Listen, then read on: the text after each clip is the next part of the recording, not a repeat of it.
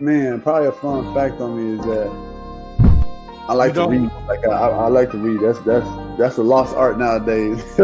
Oh, my great uncle is Jesse Owens. He won 4 gold medals in 1936. I always want to leave people with this, man, to all the viewers and everybody out there, man. Make sure you guys finish your story. Make sure you guys finish your journey because somebody's going to need it. Yeah. All you got to do is push the back button. That's all you got to do is push the back signal. Try not to think about the future too much so you can maximize the now. Who's your favorite rap artist? Man, to be honest, it's crazy. Tupac always been my number one, right? Like he got me through so much stuff, but Lil Wayne has been in the modern day. I said, what does it really take? What does it really take to be great, Drew? And he looked at me and he was like, you really want to know? And he was like, to be honest, everything you did to get here, you need to be consistent times 10.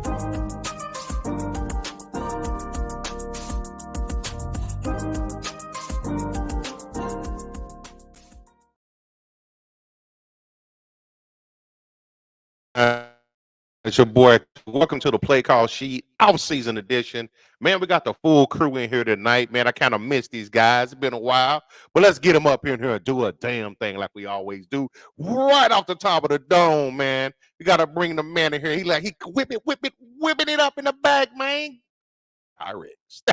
Now I'm tripping. It's my man, Meta White. Pew, pew, pew, pew. You know how we do it out here. Black glasses on. Oh, behave. You know what I'm saying? You know, we cooking it up, man. It's Playcall Sheet style. So I got to come in as Tuke Prescott out here. You know what I'm saying? Slinging them pies. You feel me? What's going on, everybody? Happy Monday. Hope you blessed your mothers a lot. I love yesterday, man. Happy belated Mother's Day, because I didn't send them Happy Mother's Day to anybody at all. The day's, you know, kind of a touchy feeling for me. But in all, I send my Happy Mother's Day to all the mothers in the world. God bless you. But before we continue on, we're going to bring on our new guy, you know. Same guy, different name, you know what I'm saying? I guess he doesn't think he's a villain anymore. He wants to go a little strange in the range. Mr. Doctor himself, Dr. Strange, going on. Yeah, what up? Yes, the whole villain thing. I'm still the villain, but at the same time, I think I've gotten checked too many times to where I'm no longer the villain. I'm more just like the residential hater. But tonight, too, I have a new Jerry juice. I'm trying out the cherry lime tonight. Cherry lime, that sounds refreshing. And then we got Tony Ferguson up here wearing the sunglasses inside. Better not trip on no cords. Nope, no cords, man. Everything's on top, man. Gangsters buy flowers, by the way. You know, just in case y'all don't know.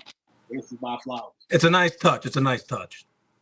Yes, sir. But I guess we playing Foursquare tonight, and I love that. You know what I'm saying? He's in the first square, fortunately. We're going to bring my guy in fresh off a Causeway Street parade yesterday, man. Celebrating Mother's Day with the dub. On to the Eastern Conference Finals. Tatum! Chili Will in the building. Like his brother. What's good, people? Ladies and gentlemen, Ray Charles. Yeah.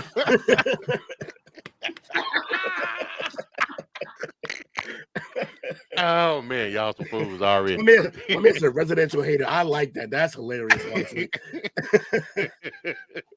How you doing, fellas? It's been a minute, seems like. No, too long. Stretch feels terrible, man. It feels longer nowadays. What we not on? Yeah, we here though. We here.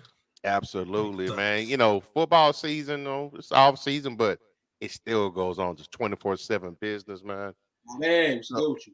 And you know, as soon as the schedule release happened, I was already reaching out to all my people on the fantasy sites. I was like, "Hey guys, schedule release is out. I know when the first game of the season is, August 26th, draft day. Mark your calendars."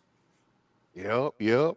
I was excited. As soon as I heard the schedule release, I saw everything. Saw the first day. I was like, "All right, time to get this fantasy planned up." My fantasy football, I gotta take that shit way too serious. I get this stuff set up all the way in May. Never that. You never take it too serious. Must be Ray not to look at that Cowboys. They've been first off, jack off. What's up? Blind. I am not blind, and I could see my Cowboys aping. You know why? Because we American team. You feel me, man? So don't be coming over here disrespecting my Cowboys. Who's your team? No. State your team, gangster. State your team. Speaking of Dallas, real quick, I got to say this. I really hope to God I did not end up jinxing. I think you did, man. Stars. So let me retract that. Let's go Kraken. I want you to win the cup.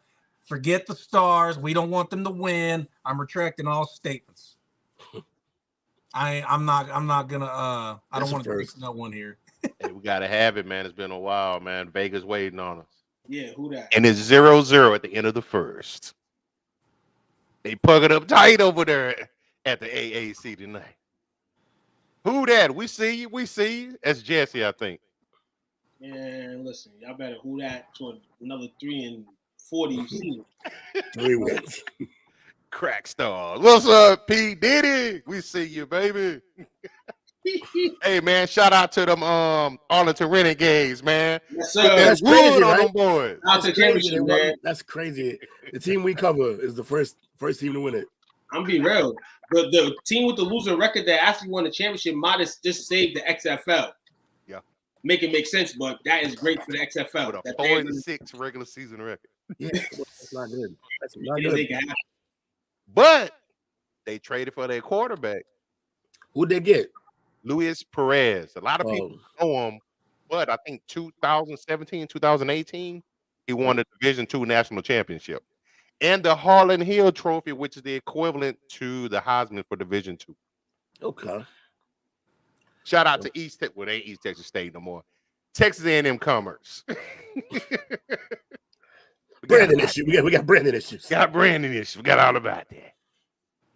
Perez changed the team, trade of the year of the XFL. He was like, yeah, he did. He came in slinging that bad boy, man. Especially the guy didn't even play football in high school. Imagine that. That's crazy. That's insane. You know, to pick up the talent like that, man, especially at the QB position. Absolutely. Man, y'all ready to do this damn thing, man? We got a lot of stuff to talk about tonight. Right off the bat, we're going to get into it with a little bit of news of the day, but it pertains to it kind of sets it up for us. You know, Jake kind of gave us a little bit of insight about the schedule, which we will talk about tonight in detail. But before we get there, we're going to take a look at some of the TV ratings from last year. Who don't like TV ratings, man? Will probably don't. Nah, I love that we get them because you got everybody watches everything on streaming platforms and they don't get my ratings. So I like TV ratings. So just to give us some insight of it, the Pro Bowl itself averaged 6.28 million viewers. That's a 6% drop from last year. Yeah, it's not a game. In comparison, the MLB All-Star Game, 7.51 million. Not a game. And the NBA All-Star Game, 6.28 million. So it's about average, you know, surprisingly. It's flag football. It's crazy. And yeah, it's I think we're gonna get there real soon where it's gonna be actually flag football. They keep kicking around. Mm-hmm. I think what they just didn't need to end up doing is just get rid of the game aspect completely. Just have a whole bunch of skills competition. Everybody would enjoy that a lot more. 100%. I thought it was fun watching Michael Parsons outrun Tyreek Hill, even though he probably wasn't running as hard as, but that was fun to watch. That was fun to watch. 2 years ago when the Diggs brothers were going at it, that was awesome. Absolutely. said it might be on to something, but it's up to them to capitalize on it. Stop trying to force that terrible game that's been irrelevant since probably what, the late 90s, early 2000s. So Basically, about since, 20 years. Probably. basically been irrelevant since Sean Taylor tried to kill that punter or that quarterback. That was it. He blew his shit up, man. That was my favorite hit, and it was in Pro Bowl.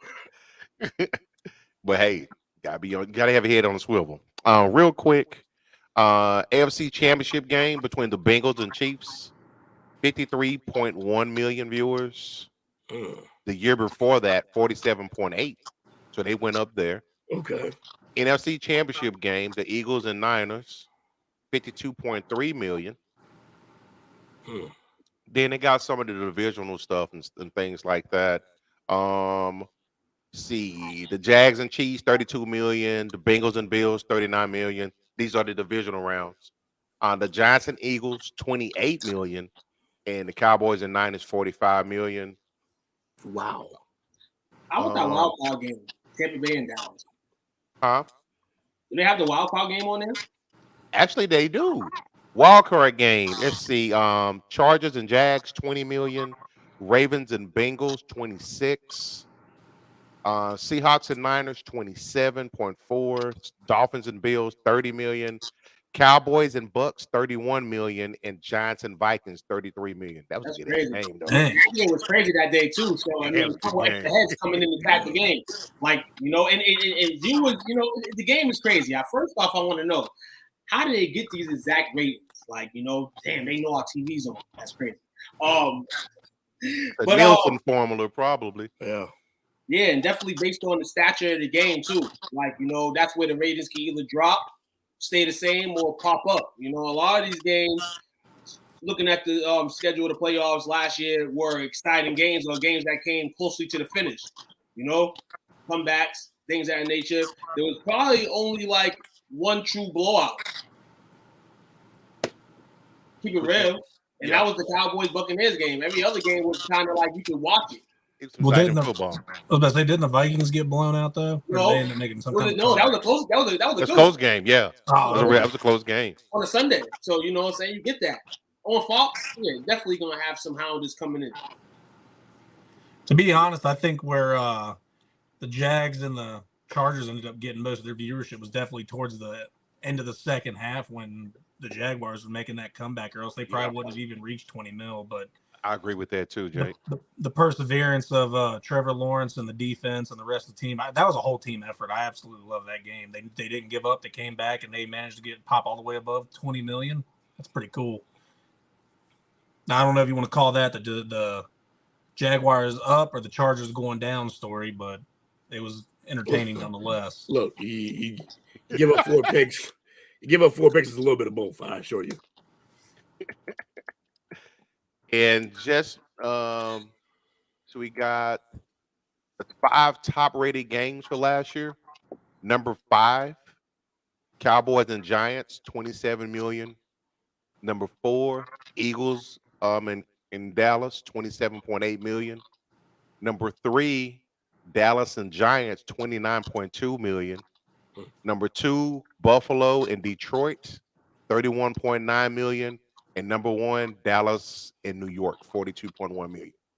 See, I don't care about this stat right here because when you're the only team that gets put on TV week by week by week, of course you're going to have the top rated viewings. It's another reason I'm not a big Cowboys fan, but they're the only team that ever gets put on TV. And it's the truth, Coach. Don't act like it's not. Well, they got to find a way to pay for that nightclub they call a stadium. Y'all just hate now, boy. Y'all just hate. You hear this crap, man? Tell your fans to be real. That's all. Tell your fans to be real. That's all I said. The irony in that statement is real fans. Let's be real. Let's be real with you. Hold on, and this is going to be a quick lowdown. You can name a lot of Patriot fair weathers, then you can name Cowboy fair weathers. No way to lose, we are, we stay staying. To be honest, Patriot fans are probably true Patriot fans about 30 years deep. Yeah. Here's the thing, though. Here's the thing. So both of those teams had the type of success that would gain a bunch of fair weather fans. Y'all had the success a long time ago. So y'all had more time to build a whole fan base of people who ain't really fans. But yeah, there's a lot of fair weather. Yeah. There's a lot of fair weather Patriots fans. You know what? Forrest don't watch. You know why? Because nobody wanted that game. Then when it came popping, now everybody wants a piece of that game. It just sounded like we had a better plan. Yeah. Right. 100%, Who don't want to play on the Bobby. holiday? Who don't want to play on the holiday? Come on, man. We know the eyes are open. Come on, you gotta be smart. That's why Jerry's one of the smartest in the NFL. That's why. But why would they be flexed out? Here's the thing. Everybody, when everybody was saying, the ratings stuff come up, well, I tune in to watch them lose. Well, y'all part of the other part of the problems. Yeah. Yeah. So that whole narrative about being forced and all that stuff like that, stop tuning in and it'll go away. Now, look, if we were forced to watch anybody on Thanksgiving, it's the fucking decade and a half of the Lions games that got put on. It's the first game. I like the the 1 o'clock salute slot. to you, man. Salute to you. Being Coach Patriots, they were decent. Me, myself, I'm thinking more like, Andre Tippett, Steve Grogan, you know what I'm saying? Stanley Morgan. Real football fan, baby. That's one way to put it, yeah. I did think about buying a Grogan jersey because they had it on sale on NFL Shop, and I'm like, if you get a Grogan jersey, it got to have a built-in Negro. Yeah, that's true, right? I might sport something like that. Walk around like you get pads on. Like, what's going on, right? Coach? What's going on, Coach? But that's a quick look at the TV ratings. Now we had a little bit of news that came out today. Shout out to Bobby, man, because he was on top of it during the day, during the group. But Peacock, known as Peacock, NBC, they actually got an exclusive ability to stream one playoff game, and it's for a $110 million contract. Y'all think this is money well spent? Never. If it took over Amazon Prime slot as the Thursday game, I'd be a lot happier because Peacock runs a lot better than Amazon Prime does. I would agree with that. But as long as it doesn't screw up, I don't care what anyone thinks of me for saying this. As long as it doesn't screw up the Nickelodeon game, I'm cool. Well, you got little ones, so you're gonna have an interest in that. But man, it was the best game for the last 2 years. I think they've only had it for 2 years, and I've enjoyed it every year. It's cool, it's fun, it's a neat twist. They got kids involved on the sideline doing interviews. It makes it fun. Who doesn't love that? Come on. I love it. They just better not get rid of that game. If they put Peacock over Nickelodeon, wiping your hands with it. That's stupid. Peacock out there, like, please like and subscribe. Like, it's just no one's watching you, Peacock. Shout out to Peacock, man. Shout out to Peacock getting the game. We talked about the scheduling last week a little bit, and the NFL did say that no channel has exclusive rights. Like they're going into a branch in a lane where particularly like Peacock or some other channel may get a game or two. You know what I'm saying? And that can help as well with flex games, and potentially a game that does get flexed out, maybe it be on something like Peacock. Some people may well watch the game. That's an instance, you know what I'm saying? And it's definitely going to be one of a lot of games, not in the season, but yearly, you probably get one or two. That will be on Peacock, and that's another airway for the NFL to get some extra dollars from those $9.99ers or however what Peacock costs. $4. They're a cut rate streaming service. Oh, they cut it again? Yeah, they're not great. Okay. That's they're good for my WWE, my wrestling, but other than that. Oh, they got that. I'm like Chicago bad. Actually, I think Paramount is better than them, and Paramount for old folks. Yeah. So that little paragraph that they got, Coach, under where it says the range of the $110 million, is that just saying that they're going to be sharing a playoff game with CBS and Nickelodeon on the article that you just shared? Yes, sir. Okay, so Nickelodeon's not going anywhere. Thank God. Nah, they already announced it last year that after the game last year that they was going to do another Nickelodeon game. That was its own. That's all I was worried about because Nickelodeon, ESPN, you know what I'm saying? They're gonna get their shit.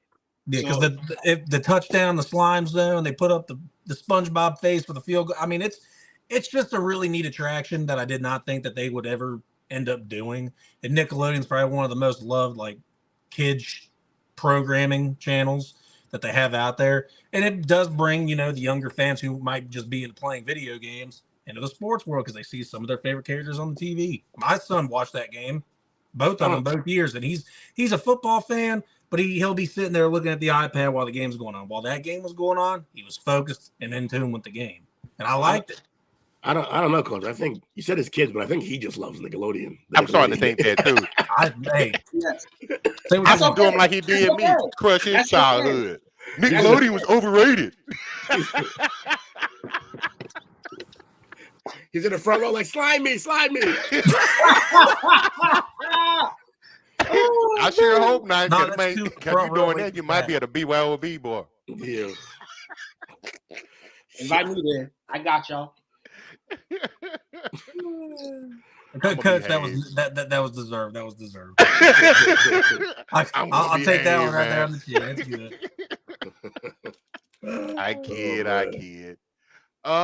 And speaking of Thursday night flex, a little bit of news came out on that as well, because those games sucked so much last year. So they're actually they're going to do an indication that the NFL is going to be able to have the ability to flex these games during the regular season schedules. I know players have already come out and they said, how they pose against it. I see from a logistical standpoint, it could be a pain in the what. Mm-hmm. But two-part question: do you think it's something that's even feasible, and what do you think the impact will be on the fans? Well, as long as the game is good, the fans will watch. I mean, we watch the bad ones, so. Well, I mean, if you're talking about ticket reasoning, people should already be off of work that got tickets to that game. Or they're not going to be off work. They're already going to, it's a night game. They should have plenty of time to go there. They'll be able to go home and go to sleep. Who cares if it's not on a Sunday? It doesn't really matter. But I don't think that they should be able to flex a Thursday night game out until in between week 4 and week 6, because give teams a chance to at least figure out if they're good or not, or if it's one of the bad, like, I don't know. Let's just say Tampa and the Panthers are going to be bad this year. It's a rivalry game and they give them a Thursday night game. Flex them to Sunday and move another game that's more interesting out, like a Bengals-Ravens game or a Giants-Cowboys game. Do something like that, but you got to give them some time. Like week 4 or week 6 is when they should be allowed to start flexing in between that time frame. That's all? Yeah, I'd say that soon, because you see an 0-4 team, you already kind of think that the nails in the coffin. Writing's on the wall already. Pretty much. Stop talking about the Saints. Man, yeah, I'm kind of having mixed feelings about it. That last point actually kind of seesaw, because it's like, even if that 0-4 team is flexed to a Thursday game, well, let's say they're flexed out of a Thursday game, you may get another talented team to play on that Thursday. But on the flip side, ticket sales people, if they can make their bread, before a night game, they're gonna make their bread. Now that kind of messes it up, because now you don't know what's being flexed and what's not. So I just feel like this is bad. Like, you got to keep them as it is. Like, it's football. If you a real fan, you're going to sit there and watch it. You turn it off, whatever the case is.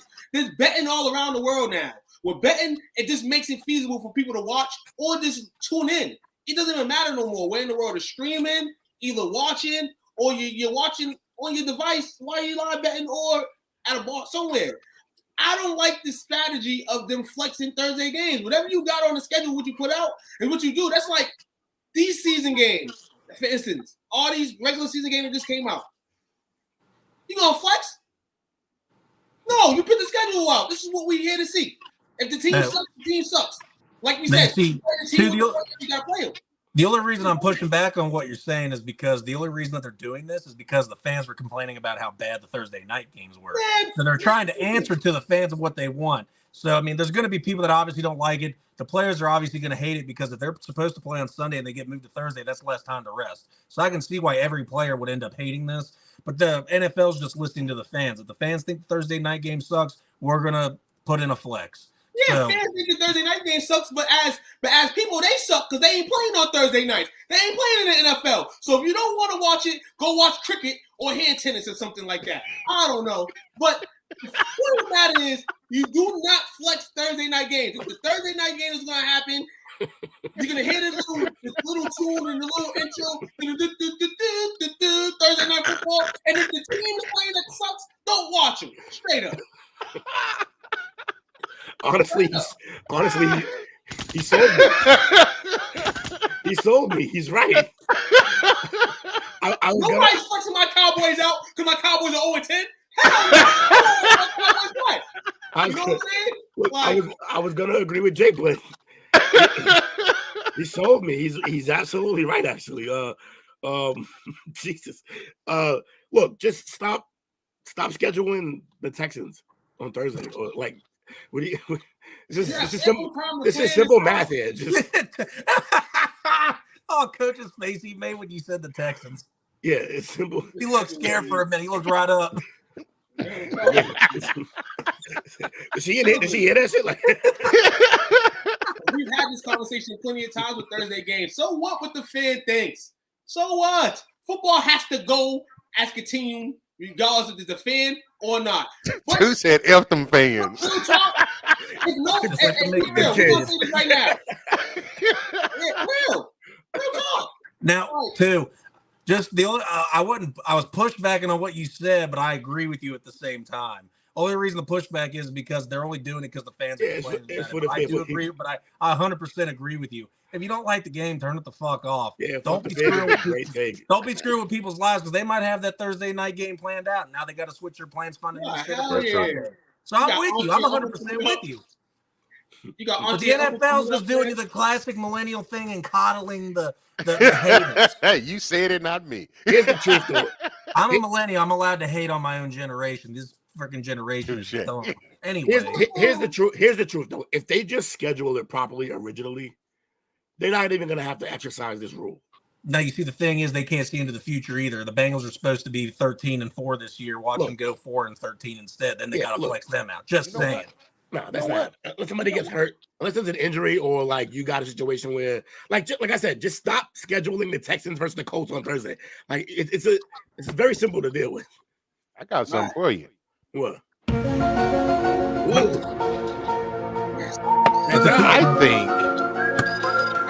I think some of this could be a pushback from Amazon. If I was spending what they spent on that game, I'll be like, hey, man, y'all got to do something different. You costing us money. Amazon got that cheddar. They got that financial pool. As much so, if not more than the NFL. No, I was saying that all last year. I'm like, yo, they did Amazon dirty. Like really? They scheduled, because, like, look, of the games, there was a couple. There was a couple that was a mistakes. Like they charged them Yeezy prices and gave them a pair of New Balance. Keep going through this, dog. They scheduled the games, and the games that were on, those teams, one of those teams should have been good, but unfortunately, it doesn't work like that during the season. No. Amazon, they want to buy everything, right? They want to have everything, right? That's their fault. Hey, it happens to us in life. You buy all these good things, and there's a bad apple. Amazon, you got a bad apple. This year, hopefully, it's a better apple. I'm not hearing that crap. Either you're going to have these Thursday night games, or you're not going to have Thursday night games no more. You're not going to be flexing. You ain't going to I thought he was naming the freaking deer for Santa. Real talk. That's how I feel about it, man. All right, hold up. Clear, yes. I opened up a freaking can of worms on accident. Listen, Bengals fans, I wasn't talking shit about your team. I was using an example. Okay, calm down. He on the couch tonight. I completely forgot. I got to go to work tonight. I'm good. I completely forgot there were even Bengals fans in the group, knowing my wife's a Bengals fan. But she's in the shower. I don't know why she's watching. Thursday nights is still dope. You know why Thursday nights is still dope? For the casual fan and the real fan, because a lot of these motherfuckers are playing fantasy football, and that's an upstart to your week. If you got a team on Thursday, you can go up in the jump score, man, and possibly, try to win on Sunday. So hit that parlay. Yep. What's that about it? What is that about it? So the NFL owners meet in Minnesota on the 22nd and 23rd of this month. That's when they expect the proposal to be put out there for the flexing of the games on Thursday nights. But Amazon wants to have the games flexed on weeks 14, 15, 16, and 17. Yeah, I'm not mad at that, actually. That may help because you might have some some postseason implications at that point in time. Yeah. Prime time, like real prime time games. And by then, you know what a team is by then. That's true. You need 24 votes for it to pass. They came up just 2 votes short of being adopted during the league meetings in Phoenix in March because Carolina and Denver didn't vote. So it may pass.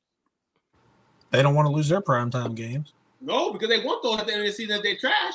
Yeah. They want Timber was trash. Denver just went out and did all this, so why the hell would they care? They went out thinking that they're going to be good, so I don't see why they would care. Carolina, I get, because they're going to be booty juice for the next 10 years because they drafted Bryce Young.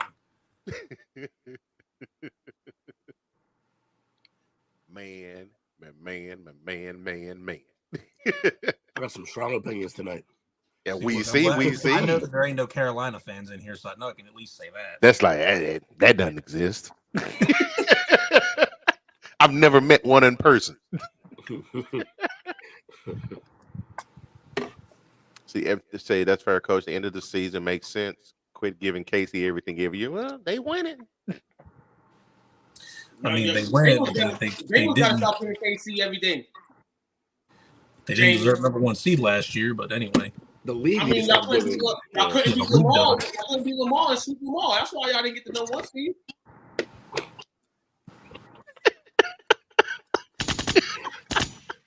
Man, y'all ready for the first break for the night?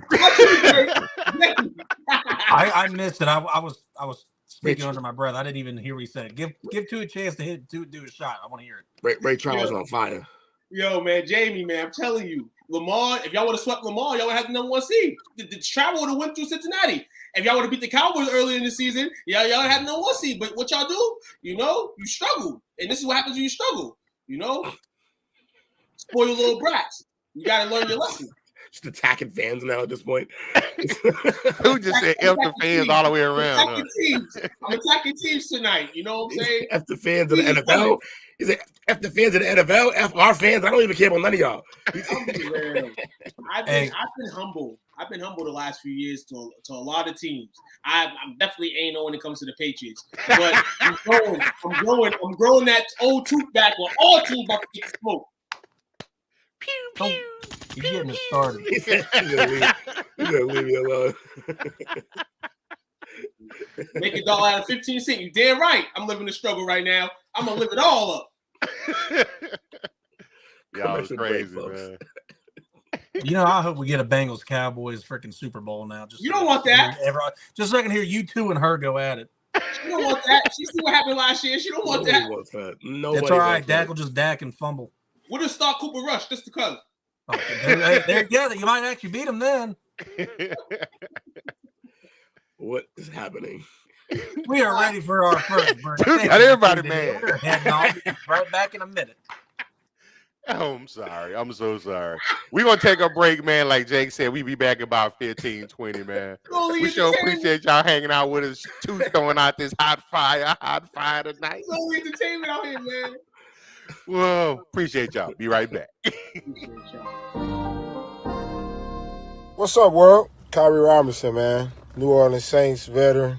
Hey, man, make sure you guys go check out my guy, man, STWF, the media, man. Check them guys out. Y'all want to get sports talks with players, with fans, anything like that, man, go check them guys out, man. That's the place to be if you want to talk sports. Who that nation?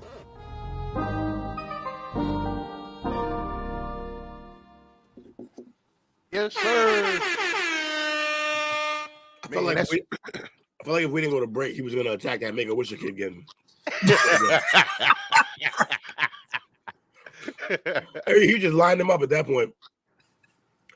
Firing squad. Just like, hey, I don't know what that's from, but it's that gift and it shows all the kids walking up. It's that grown ass man just slapping the kids out the way. Man, it's always nice when you get a text message from your mama, man, and she says, I wanted to personally say, damn, dinner was good yesterday. Ooh. Salute to you, mama. Shout out to you, mama, man. Glad you enjoyed Coach's dinner, man. Did you cook something or did you take her out? What'd you make? Nah, I cooked. What'd you get? What'd you make? Man, I made some Asian-inspired pork chops on a bed of seasoned rice with and a tomato, cucumber, onion, and green apple salad. You know what's crazy? Man, you about to have me fucking around and coming down to Texas for a week. I'm about to put some of those items you just mentioned in the bio bun. You know, the little buns, the little Asian buns. Yeah, I'm about to get yeah, I'm about to boy, Coach, you and Miss Marie have told me I can come down there, but careful with you. I might not leave. We have to talk, Will. Cowboys Patriots October 1st. Yes, sir. Now I was looking at tickets already, so we have to talk. Okay. Yeah, we'll figure that out for sure. Absolutely. That sounds fun. Man. It's in Dallas. It's in Dallas. Yeah. Oh, the nightclub. Before the 30-point beatdown, we go all chill.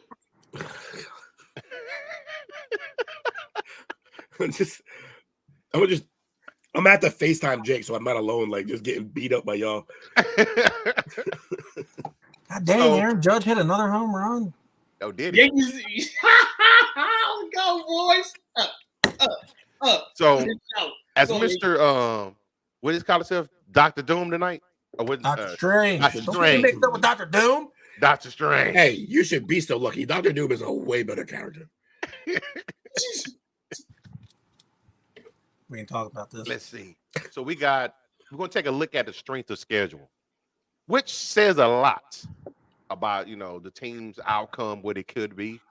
Now, the biggest one that I'm excited about, being a residential Eagle hater, they've got the most difficult strength of schedule for next year.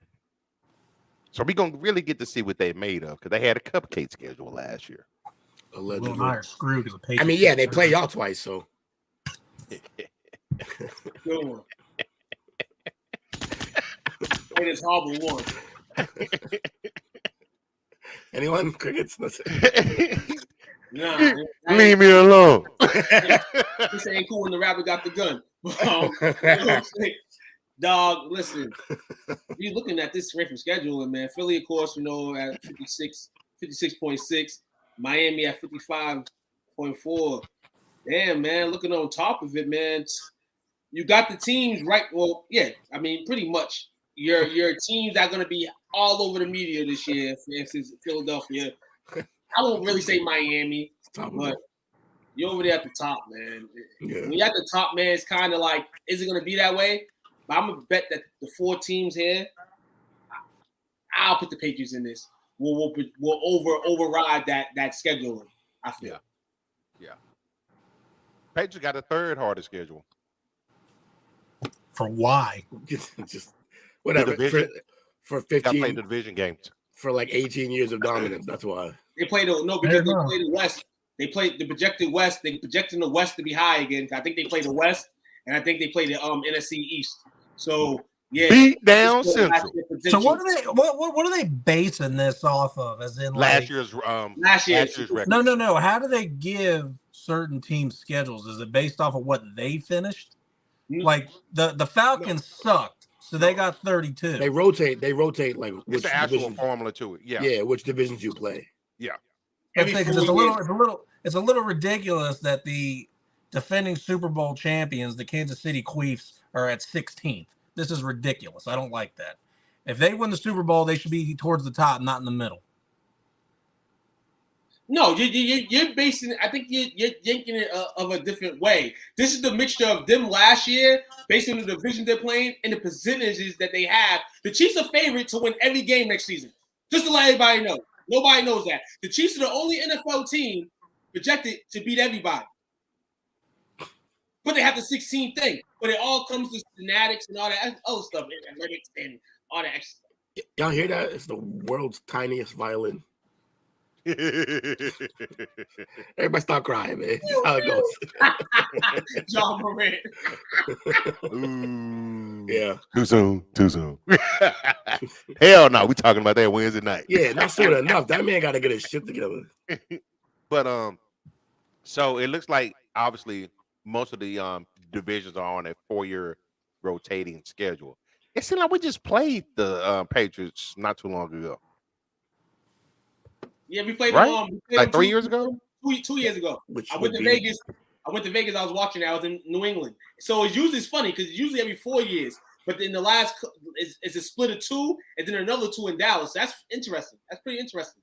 That we get a game 2 years later against each other in Dallas after the 4 years, well, a couple years ago, and then the stretch. We played them, actually, every 2 years. The last 6 years, we played them 3 times. Because we played the Brady game, when Brady, his last game, as Pat, his last season, and then we played them with Matt, and then now we're playing them this year. So that's crazy. That's interesting. I think they're going to maybe they just, I don't know. I thought it was every 4 years. Those are America's team. You gotta get that matchup. Y'all can have that moniker. We don't really want it either. Y'all can have it. The Patriots at the table. A couple of observations. Obviously, we talked about the Eagles. They got a tough road to try to repeat as NFC champions. But because they did win the East, they have to play every other NFC division winner, plus 4 games against 2 of the 2022 playoff teams inside the division. And then the 17th game is against the Chiefs. And the NFC East plays the AFC East this year. So, that's kind of helps out there. The AFC East, I think they say that the AFC East, they have them rated as the best division going into this season. Should be some good games. Damn good games. Between the East, AFC and the NFC should be some good games. Now, early, you get the Jets, Dallas, week 2. Now, this is for we got any Saints people still out there. The 8 NFC and AFC South teams are on the bottom 11 of the rankings. And it makes sense. Both divisions had winners below 500 last year, and they also play each other in 2023. Oh, that's fun. Kansas City will be on the marquee as often as possible, but the Chiefs only have the 16th strength of schedule according to last year's records. The Broncos and Raiders weigh it down. Because the AFC East schedule, the AFC East is on the schedule as well as the Eagles, Bengals, and NFC South. So that's a little insight to that. Now, to dig a little bit deeper, now this one here's a little bit different. This other article it said, who has the hardest strength of schedule in NFL? They're saying the Giants have the most difficult strength of schedule. Taking into account the estimated strength of all their teams, that's unsurprising given that they played 2 of the toughest NFC teams in the Eagles and Cowboys twice on top of a top-heavy NFC West. Yeah. That's rough. Now, on top of that, obviously, they play the Giants and the Commanders, which they should win the game, but they play the Packers, the Raiders, the Saints. Then they got the Bears, the Broncos, and Falcons. Additionally, the Giants have some of the more difficult shared games on the road, like the Niners, Bills, and Dolphins. That could be 3 L's right there. Yeah, I can see where it kind of seesaws, but for the Giants. But I mean, let's see what they are. You're gonna get to play games at the end of the season against teams that are rebuilding with different QBs or don't want their QB. You know what I'm saying? You got the Patriots on the 26th of November. You got the Packers on the 11th of December. You got the Saints. I mean, you run to the Eagles, but then you run to the Giants. I mean, the Rams. So you do have some favorable games, but the way your season is going to go, it determines how you're going to play against these, teams that are not solidified at the QB position. Along with playing the teams that you struggle to play against. So, yeah, I would say it's pretty difficult for them, especially on the high from last year. Let's see if they can continue to trajectory go high. So we don't know. But that's definitely a mind-boggling thing, which will make it hard as shit. Now, which NFL division had the hardest combined schedule? AFC East. I was just about to say that. Not only did the Bills and Dolphins demonstrate that they could be Super Bowl contenders when healthy with quarterbacks, but the addition of Aaron Rodgers to the Jets and some projected improvement from Mac Jones and the Patriots should also mean that they beat up on each other in their interdivisional games. They also have the NFC East on the schedule, which is estimated to be the second strongest division overall. So they must play each other and 2 NFC favorites for the Super Bowl. And hopefully the Commanders can come up. Yeah. So I think we got what we got. Sam Howell. We got Patriots fans, Bengal fans. Let's just take a closer look at that. For the Patriots, of all the 4th place division teams, New England is projected to have the hardest schedule. They lose a home game from the international series, hurting them even more. Yeah, we go to Germany, right? Yes. The Eagles and Bills have the hardest schedules of any projected division winners.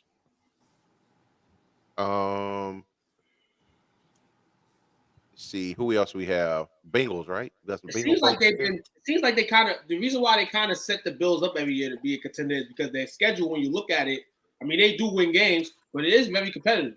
And they opening up some competitive games this year. This is going to be the year of the window for the Buffalo Bills. You think so? Yeah, this is going to tell a lot. This year's going to tell a lot. You got quarterback coming in and Aaron Rodgers. Miami played you tough last year. We'll see what Belichick can do against you scheme-wise. Yeah, the Buffalo Bills definitely. All these other teams, coming up in the AFC, yeah, somebody's add. You gotta subtract. So, yeah, Buffalo. Yeah, I'm looking at Buffalo this year. That's where my red eye is this year.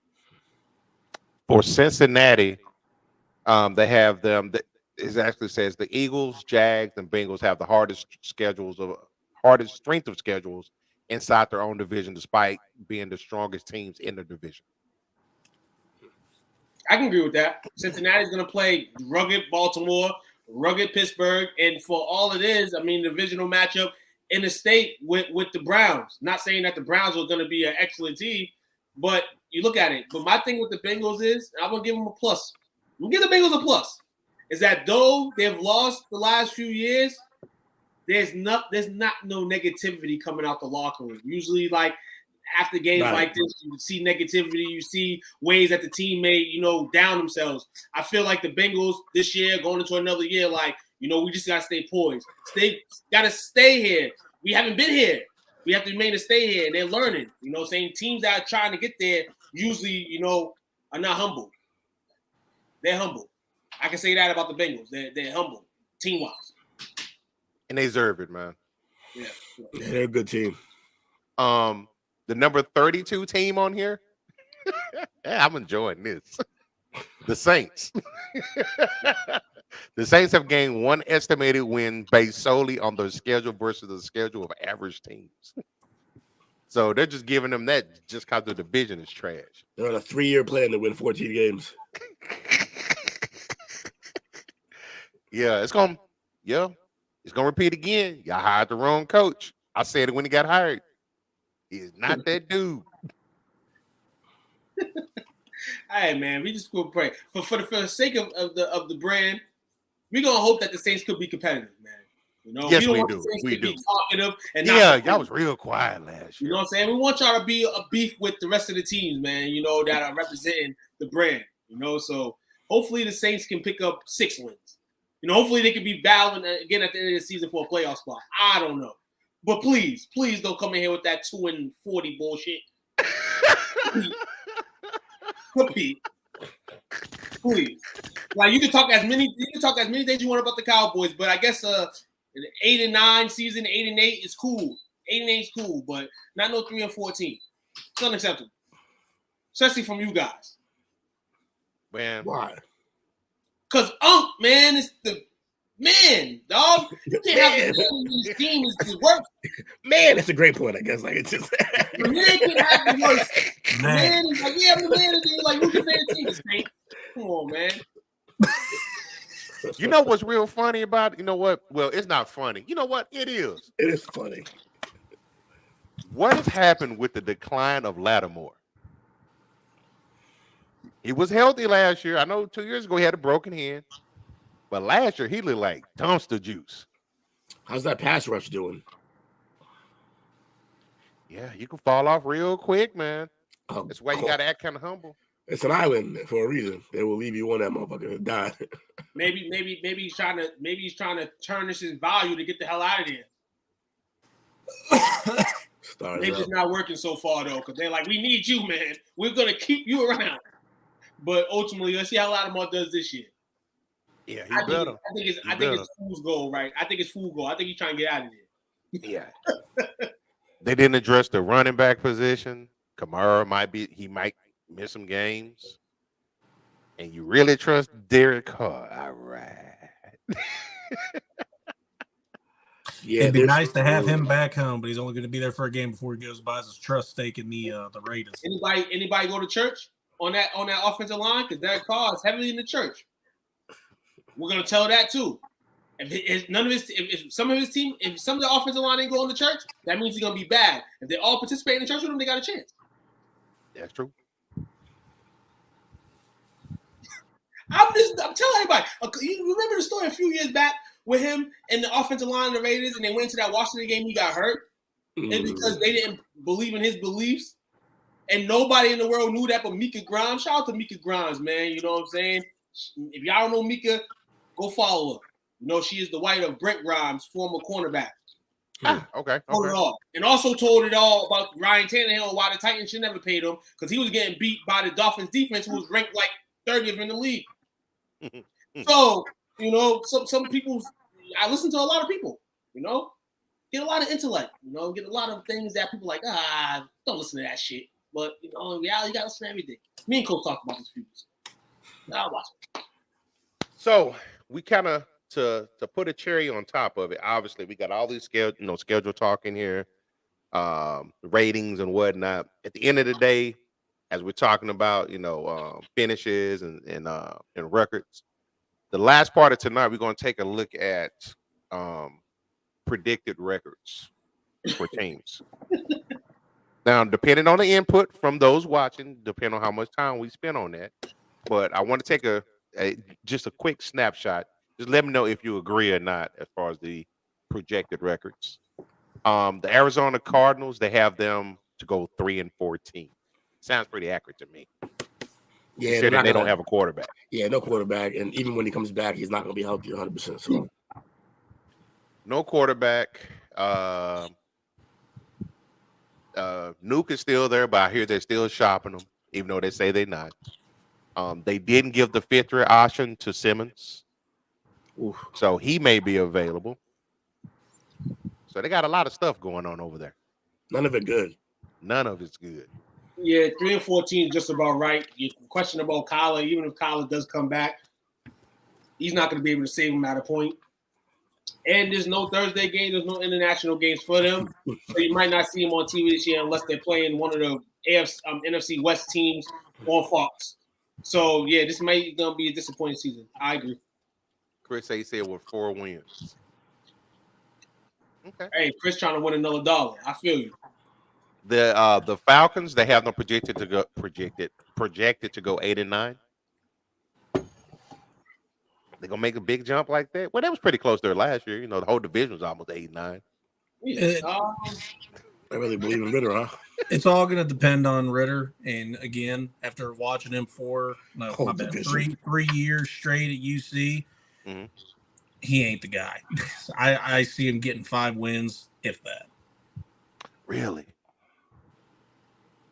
I think this is on the. I think I can agree with 8-9.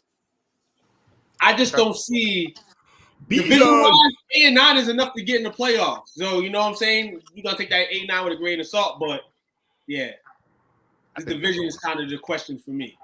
How the division is, because this record could be better depending on how many wins they get in the division.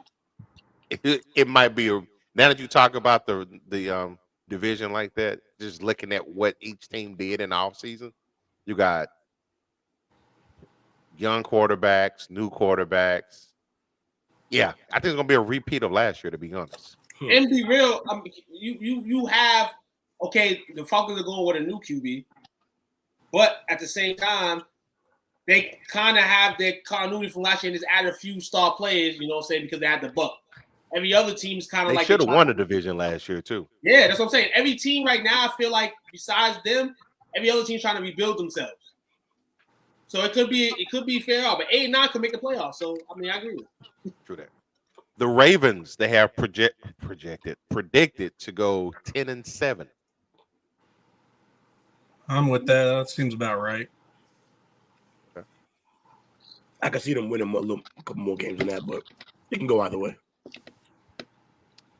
Buffalo, they have them going 12-5. Bullshit. And you already know everything Buffalo this season. Bullshit. Bullshit. I'm gonna say a 9-17 Buffalo can beat this year. I don't believe in them this year. I think the window's gonna close. Really? Yes. They got the best. They're probably going to have the best tight end duo that we've seen since. We gotta see it. They don't use them. We gotta see it. You got to throw to them. Like, true. You might be more inclined. I'm not. I will never give the green dudes up in New York any kind of credit. Miami's winning the division, so it's not going to be Buffalo. Carolina, they have them going 9-8. They had a lot of okay things going for them last year too. I mean, like I said, the South, for how bad they was, in terms of trending a bit, you know what I'm saying? In games, Carolina, you know what I'm saying? They were doing their thing. This year, they got the new QB. Yeah, I can agree with this as well. But like I said, all the South teams for me, depends on, how this division really is. Chicago, 8-9. Disagree. I disagree. Oh, but in this case, the Bears are winning this division. Here we go. What? The Bears are winning this division this year. Man, nah. Chicago Bears. Chicago Bears. Okay, no, all right. The Bears could contend for a wild card spot. But I feel like they can win this division. They're gonna contend for a wild card. If Justin Fields can stay healthy, flop it. I feel 9-8. That's about it, though. Did they really address the offensive line? I think they got one guy. They signed one free agent and then drafted the rest. So they got some new pieces. This is the thing I kind of have right here. This is the thing I kind of have. If they didn't upgrade at the offensive line, that only means one thing to me: that there's a chance of growth. They may have expired, you know what I'm saying, in terms of the players. Growth from that? It's time for growth. Debacle? I guess that's the point. Hear me out. If they're just sitting there, eventually they have to get it right. Eventually. So this is the year, hopefully, if they can get it right, because they still there. And they didn't adjust nothing on the offensive line. You guys, what is it, rock bottom? You guys are thinking two's crazy on this, and I thought he was too when he first started mentioning the Bears. But they had a really good draft. They went out and also they got DJ Moore last year. They got a receiver for him to throw to. I think they got one more, and they also addressed their line in the draft. I think the Bears they're not contenders by any means, but they'll definitely be trying for a wild card spot, especially in a shoddy NFC division. So we'll see. It's the old, we can only go up from here. Yes, I guess. Yes. And in all sports, be real, I have this thing for like the bottom of the bottom teams, and I got to pick one or two up there that's going to go up in trend. It's just the norm in sports. It happens. Shout out to my Devils this year. You know what I'm saying? Went from the bottom, and you know what I'm saying? We trying to crack in. It's just the theory that I have. All right. Start the Drake music. Started from the bottom. Now we're here. Yeah, pretty much. Spend too much time on the Bears, man. But shout out to the Bears, man. I got faith in y'all. Cincinnati, they have predicted to go 11-6. 12-5. Okay. Imagine and just giving one more win. I like 11. You don't have to imagine; it just happened. I like 11. I like 11-6. Couple teams in their division get a little smarter and healthier. Yeah, I can see this. They're not going to sweep all these. They're not going to sweep the teams in the North. I think every team in the North gets at least a game from them, if anything. Not the Browns. Fuck. You know what? I take that back. The Browns will definitely beat them at Cleveland. I don't know. Two's right. Fuck it. I didn't want to believe that, but I'm like, the Browns always squeak a win from them somewhere. I think so. Speaking of the Browns. Unless they be humble. Unless they're they humble. Got them 9-8. 9-8 Cleveland? Yeah. Yeah, this is stupid. No. Ain't no way. They're going to win 4 games this year if they're lucky. With all these winners, who are the losers? I know, That's right? What I'm saying. They're thinking NFC South about 500 this year, and this is no. Saints. Yeah, I'm gonna take a shot. Saints right there with the Eagles for me, man. Just So what because the Saints are right there with the Eagles with me on my despised list. Yeah, that makes sense. Because they do a whole lot of that. Yeah. Next, they got Dallas going 11-6. 11-6. Yeah, I can see that. It's gonna be tough though. They got tough divisions, obviously.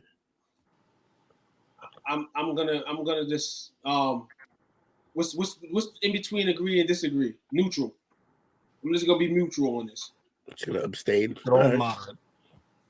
I can't agree or disagree on this because this is right here. It's kind of like what I say every year. This is like the record I literally say every year, and at times it don't come correct. So I'm kind of scared looking at this right now. I like the way we came in last year when they thought we were gonna be 4-13. They're still mid. Dakota. Denver, they have. This is pretty optimistic. Sean Payton is really that big of a difference. They have them predicted to go 7-10.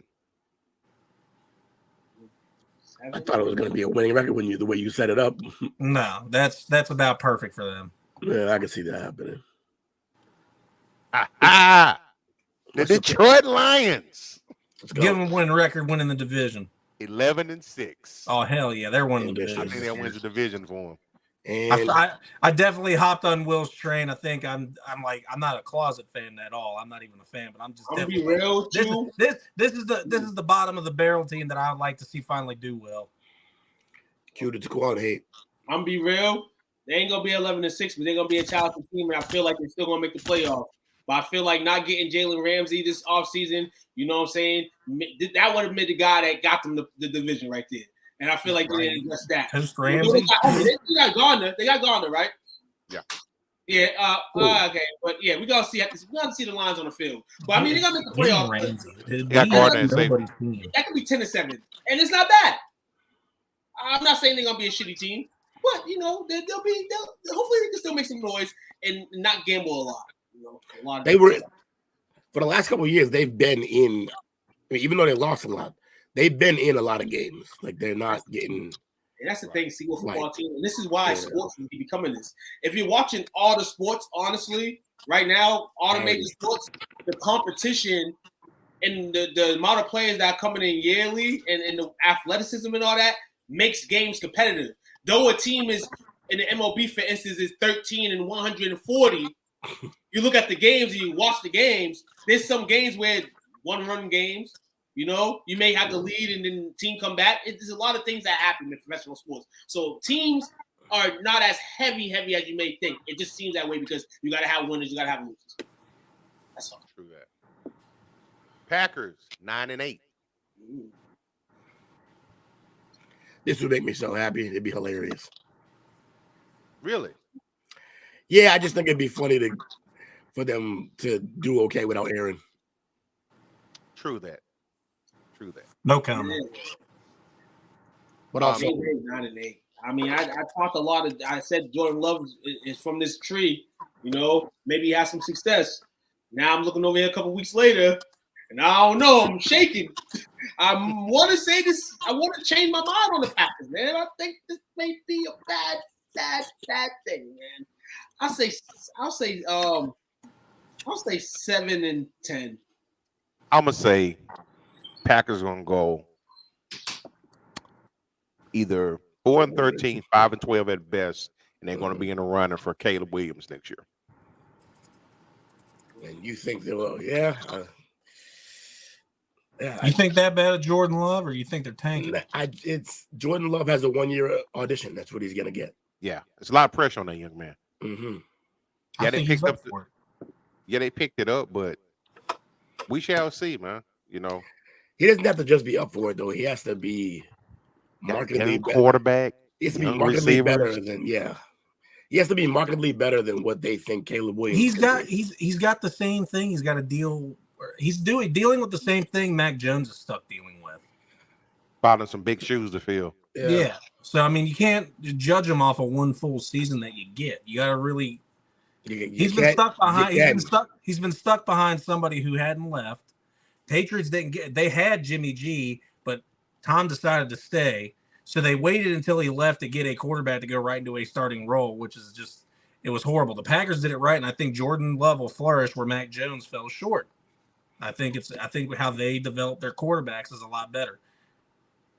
Yeah, he's still going to get a year audition. That's it. I mean, Max better be happy that he's playing, because you've seen all the rest of the QBs that were behind Brady. I mean, besides Garoppolo when he got hurt, those guys were not touching the field. Max happy to touch the field. Now Green Bay, like you said, probably has a better situation, but they stuck for Aaron Rodgers for so long. So yeah, this is a tryout for Jordan Love. But the Packers made it this way because they just molded him on the bench because they didn't want to get rid of Aaron Rodgers. I think we all need to keep in mind that. I think we got to keep in mind too that they weren't that good with Aaron Rodgers. Exactly. No, and that's the point too. Right. So ultimately, those years where Jordan Love probably could have had a spark, but they were still saying that Jordan Love wasn't as good, even when Aaron was, still on the field. So I also think age plays a factor, which is why I think this Aaron to the New York experiment's going to fail just like the Brett Favre experiment failed. Age plays a factor in this. When Brett Favre was old with the Packers, they weren't doing all that good. He went to the Jets, flopped, and then he had one good year with the Vikings. He had a great year with the Vikings. This is literally a vicious cycle, so we're going to see how this ends up rolling. On the Brett Favre case, did he get hurt or something with the Jets? No, I don't. No, he might have, but the real problem was that they just didn't. He was weird. He had that holier than thou approach to the locker room. He had his own office. He was he kept himself away from the team. He didn't really make friends and nothing like that. So there was a locker room issue with the Jets. But then he went to the Vikings and he lit it up. Well, made it to an NFC championship, right? Yeah, they were balling. And he pretty much only got taken out because the Saints attacked him. And his old arch nemesis throwing picks became a thing again because he threw a pick to end his career. Yeah, they also tried to kill him, so it was going to happen. Man, quick thing before we go to the next team. You know why the Saints did that to him, right? What? They had to protect their brother, Mississippi. Now it all makes sense why the Saints did it. Next. Mississippi was paying them the bag. Mississippi, damn, paying everybody but who they supposed to pay. It's crazy, man. Houston, 6-11. That's ambitious. Who's 6-11? Houston. That's ambitious for a team that was not good last year. And to be honest with you, I'm perfectly fine with it. I think you got to look at the division too, though. Tennessee's not going to be that good. Indy's probably going to be. They're going to be better, but they got a rookie. Not starting. And then who else? Well, you said started what? How about Jacksonville's in that division, ain't they? Yeah, Jacksonville's going to be the outright winners. They're probably going to have their first 12-win season in a long time, or at least still when they made it against Brady in that AFC Championship game. But I think Houston's going to be second in that division. Houston second? Yes. Yeah. But not with a good record. Yeah. I see Houston being second because they got the Colts predicted to go 5-12. That's all fast. I don't understand. They're both starting rookie quarterbacks. And I is Anthony Richardson actually starting? Is he getting the starting role? Because I thought they said they had someone that they were going to start over him. Hold on, I'm messing up. Where's Andy Dalton playing this year? Which who? Where's Andy Dalton playing this year? Said no one ever. No, I'm just asking. This is a serious question. I have no idea. Andy Dalton, whatever team drafted a quarterback this year that has Andy Dalton said Andy. Oh, it's Carolina. My bad. Yeah. Okay. Anyway, I don't. I think Indy's right behind barely to the Texans. Like I said, CJ Stroud has great regular seasons. He's going to get you wins. He's possibly in the next 3 years going to get Houston to a playoff spot, but he plays horrible in playoff and big game situations. He's not. That's all. That's college. None of that means anything here. No, yes, it absolutely does. It's how the player goes. It's exactly how it's going to translate. It's literally not how the league works. I will make an ongoing next 4-year bet with you saying that's exactly what's going to happen. It's not going to happen. They're not a good team. You're playing a fairy tale right now. Will. But you got to look at how you're the one living in a fairy tale land. You're living. You got to look at how the team is set up, though. You got Tim Tebow come and win. No, we sucked. They got Ryans there as the head coach. Yeah. Saleh left. He stepped right in, and that 49ers defense got better. Mm-hmm. So he knows what he's doing on defensive ball. Yeah. And they got pretty decent defense in Houston. They've always had good defense. Yeah. And then on the offensive side, they got a good running game. So there's not gonna be a whole lot of pressure on him to have to deliver like that. Understood. And they're playing in a weak division. Division is weak. I think the Colts are going to be a better team, though. Yeah, I think the Colts will be I think shout out to the Colts this year for not hanging on to the we're gonna get an old QB theory. Start fresh. After Start 4 fresh. tries. Yeah. Stop having Andrew Luck in your goddamn mind. He's not coming back. Anthony Richardson is the future. He's the future now. And I hope his future is bright for Indy, because Indy's been one of these teams I'm like, they're gonna shock. They're gonna pop. And they haven't popped. So They've had, and they got some weapons on offense, and now he got to find them, but now they have the most athletic quarterback pretty much in the league. I think they're gonna surprise some people. 5-12 seems low for me. They have a great running game as well. They do. And their defense has pieces. Jacksonville 10-7. Yeah, that's low, and I think they're gonna win. They're obviously gonna win that division, but I feel 12 feel more 12 likely. for them.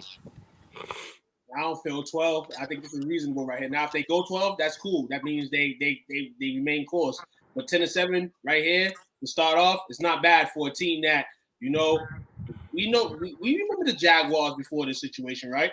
So I agree with the 10-7. They could move and get wins, but right now 10-7, I can agree with this. Actually, I'm looking at their schedule a little bit closer. They got the Chiefs in week 2, the Bills in week 5, the Niners in week 10, the Bengals in week 13, the Ravens in week 15, and then they also have they have a game in, and I also have the 49ers. Okay, I already said that. And they play 2 games out the 2, 3, 4, 5. That's probably five losses right there. But they could shock you as well. They could. And they play international 2 weeks in a row. Do they really? Yes, they do. That is not cool. Yeah, that's but they're somehow, all. I don't know how, but somehow, some way, the Jaguars have become the international team. They're always sent over there to play. They they're the international team because one of the teams that they were projected to go overseas were the Jaguars. They before they became last year, all these years talking about Khan should move his team overseas. No, I'm with you. I believe that absolutely. But once they made AEW a thing, they're going to keep their roots strictly in the United States. They're not going to move.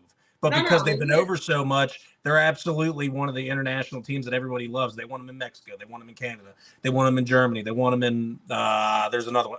Tottenham. They want them everywhere. But they're not going to move out of the United States after they laid their roots with everything else with the owners. The owners laid their roots with everything else they had. Well, they'll be in UK in June, right?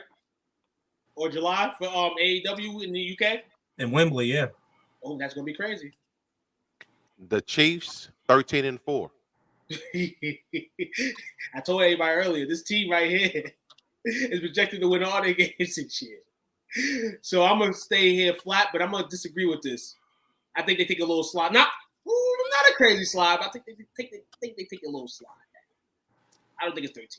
I think it's probably more like 11-6. I'm not going to give them a slide, but I'm going to give them a little, like a trip. I got 12-5 instead of 13-4. Okay. Will I think it's accurate. I think they're good. Oh, yeah, I can see 14-3 or 13-5. I like that for them. This next one is kind of comical because I can see it. Raiders 4-13. Really? Yep. That checks out. Okay, I fuck it. I ain't gonna touch on this one because I'm not about to get slammed for Jimmy G love. I do think he's a. I just know how much better did the team get? Did they really get that much better at quarterback? Okay, if they lose because their defense sucks, I understand because Jimmy G can't do it all with the pieces he's got on offense. If the defense gives up 30 points a game, how are you supposed to win? Yeah, Raiders going to be the worst team in the West this year. Their window, the little crack that it was with the team that they had, they just couldn't perform up to the standards. They never improved the defense, and that's why they're here where they're here now with a Jimmy G. You're like, oh my God, Jimmy G is a cool pickup, but this dude gets hurt. So soon enough, you're going to be going to sit him as the QB, and then all flames are going to go off in Vegas where they're betting on the Raiders every week to lose, and they're cashing in. Yes, 4-13 is accurate. Yeah, I just don't think that like Jimmy is that much better than Carr. No, and that too. You That's know, not a big Jimmy had difference. some. If Jimmy didn't have the health risk next to him, they would have more wins because Jimmy, you know, the way he's played and he is can win you games. They also lost Waller. Yeah, they lost Waller too, man. It's crazy that the coach got heated that he got married to Kelsey Plum and then they cut him the next day. Did he? But they picked up a tight end in the draft, one of those high name. Yeah, they picked up a tight end. Yeah. Who did they get Laporta? They got him or Mayer. Mayer. Okay. Yeah. That's the guy from Notre Dame, right? That's the one who was hurt, so he has to be healthy. But yeah. They'll be able to.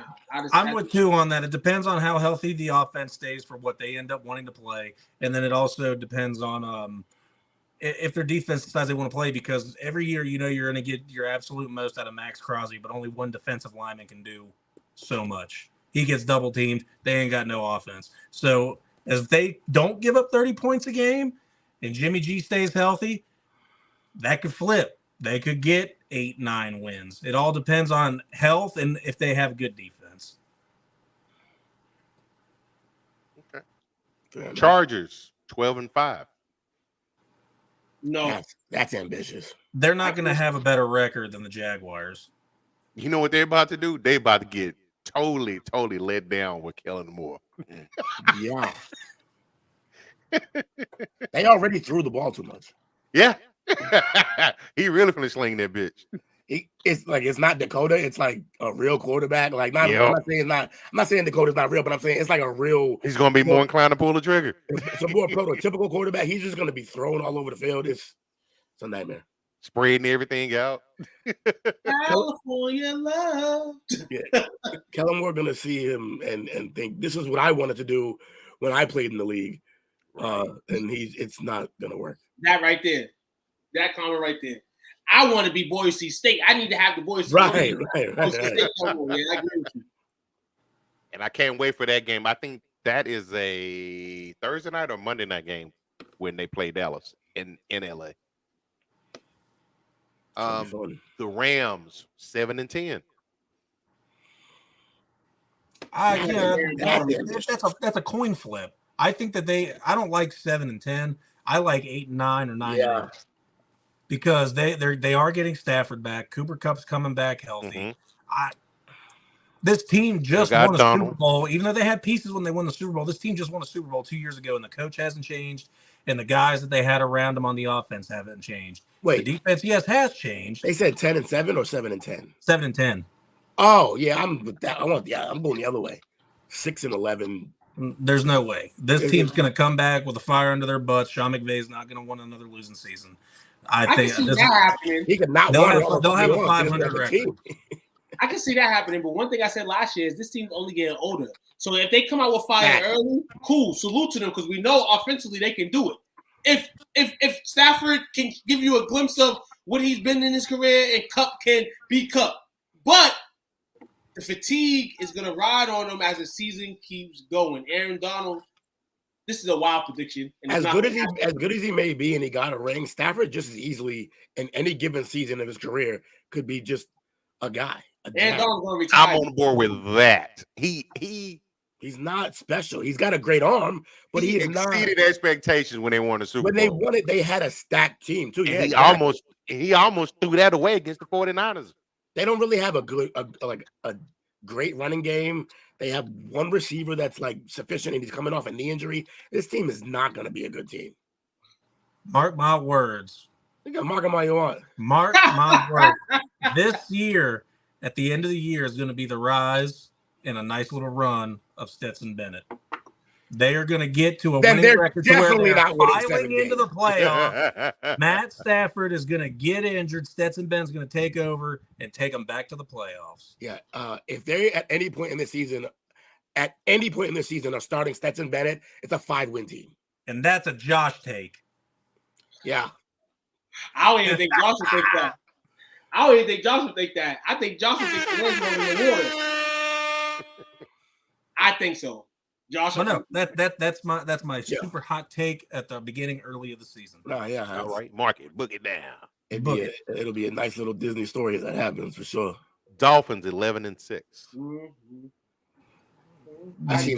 The only thing that's tough is that like the division is kind of tough. Like I wish we knew if Tua was going to stay healthy because I would be able to give a better. I'm sure they do too. I wish I could because then I could give a way better analysis here. Yeah. But I still stick with I think the Miami Dolphins are winning that division. Me too. And here's the thing: I think the Tua thing isn't as important anymore because they got Mike White behind him. And I think Mike White played decent ball last year before he got hurt. So many weapons. Mike White beat the Bengals. Again, I'm sorry, Bengals fans, but Mike White did beat the Bengals. This is the fastest team in the league. Miami was doing too good for themselves too fast that it all just came back in smoke. I feel like with a year under the belt with this team right here, even like you said, with the Tua situation or not, they got a good backup for that reason. You know, they didn't go hunt down and spend millions of dollars on another one. I think Miami's going to take the division. I think Miami definitely going to be good this year. Stay healthy, Tua. But God damn, what they've given you.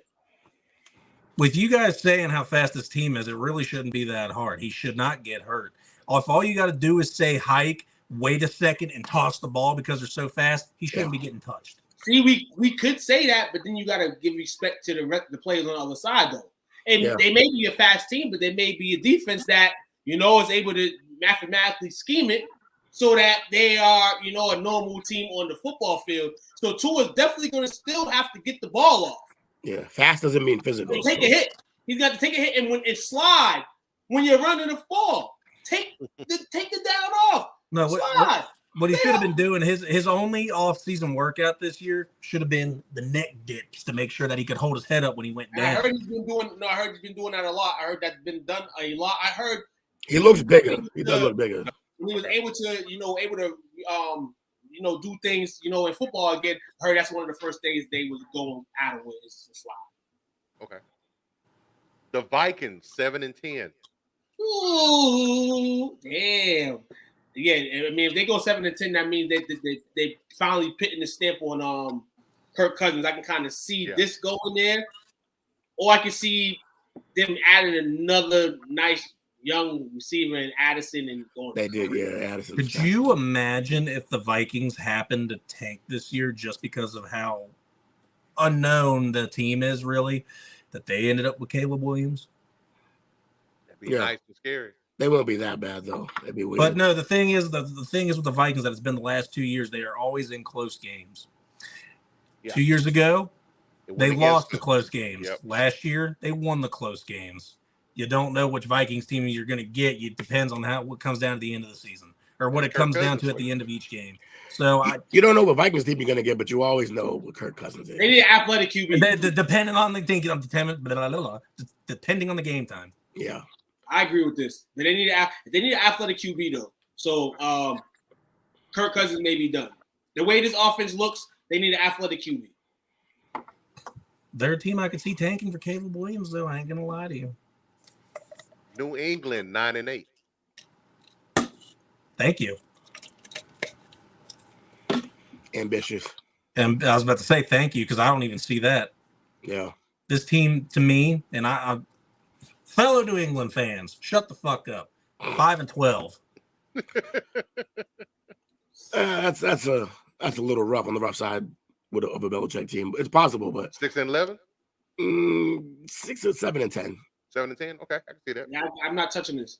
I'm not touching. Hey, if we get to talk about the Cowboys, you need to say something about the Patriots. I'm not touching them because last year I thought last year was the 5-12 season. Maybe this year is. But I thought it was last year. And what the hell happened? They was able to string some wins, even though they was against teams that they should, be able to compete with. All that. This year, I mean, Belichick alone is just going to get you 4 or 5 wins.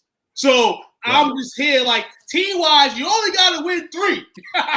You may only have to win 3 to contend for another wild card spot. So I'm not going to put the Patriots down on dead smoke yet. I can't do it because every time I try to, it's failed me. It does not help that the other 3 teams in the division are pretty much all better than us. Yeah. The thing that they did that's going to help them even get any wins is the fact that they helped out the coaching. They got a new offensive line coach who can help the offensive linemen, And they That's also the got offense coordinator.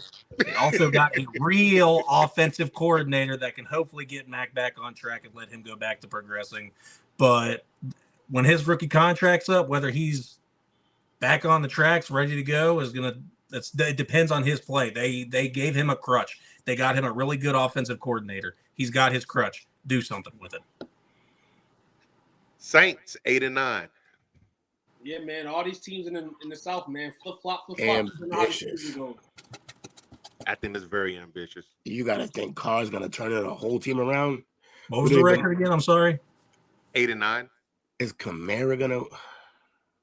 Kamara's going to be suspended the first 6 games, I think, from what I heard. I feel like it could be competitive the first half of the season. Not without Kamara. Not without Kamara. After a bye. After a bye. You got to keep it real. The defense is still wild enough to win some games for you. You'll play a South team in there, so just pick up those wins. I feel like when it's like now, when the media is on you now, like, oh, snap, the Saints are leading the South and they can make the playoffs, that's when the pressure is going to come on. Because for your first 6 games off your bye is on the road. They have the flip side of what the Patriots have, and that's a division around them that is terrible. So for that, they could probably steal some wins for sure. The Giants 9-8. It seems low, other than the fact that their division is stacked. I like what they. Yeah, that's the only thing I can see. But I like what they did in the offseason. I like what they did in the offseason too. Definitely. Except for paying Danny Dimes all that money. It depends on. Were they the ones that got a hold of the Yeah.